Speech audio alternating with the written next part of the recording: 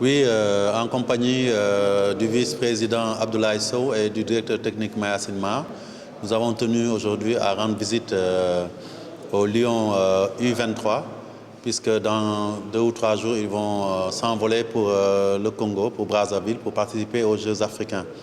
Et il était important pour la fédération de leur rendre visite afin de leur transmettre le message du football sénégalais et de toute la nation sénégalaise après qu'ils aient reçu le drapeau du ministre des Sports, le drapeau national du ministre des Sports et du CONOS. Nous avons tenu à venir renforcer la motivation qui est la leur afin qu'ils puissent se donner à fond dans le cadre de la compétition que constituent les Jeux africains. Aujourd'hui, après une bonne préparation, nous avons une génération exceptionnelle qui va nous représenter dans ce tournoi. Et le but, ce sera de faire une bonne prestation et pourquoi pas gagner le premier titre africain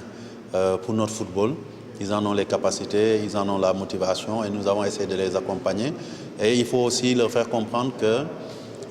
on ne pouvait pas trouver de meilleur cadre de préparation que ces Jeux africains par rapport au prochain championnat U23 qui se tiennent en fin novembre ici à Dakar. Et donc il était important de leur rappeler cela et aussi leur dire que la nation tout entière est derrière cette équipe parce qu'après ce qui a été fait par la génération 2012 qui a participé pour la première fois à des JO à Londres et après les prestations remarquables en 2015 de l'équipe nationale U20, ils se doivent de garder le flambeau haut placé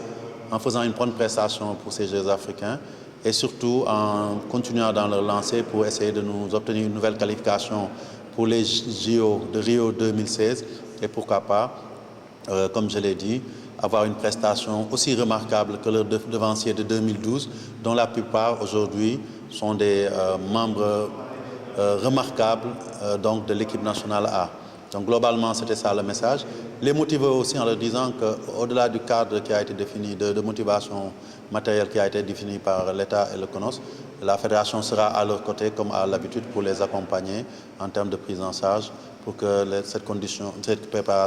participation soit honorable, mais aussi qu'au retour, on leur a fait savoir qu'il y aura une continuité dans la préparation. Dès qu'ils viendront, ils vont retrouver Toubab Diallo pour une préparation du championnat d'Afrique U23 parce que la préparation est une des conditions essentielles pour les performances de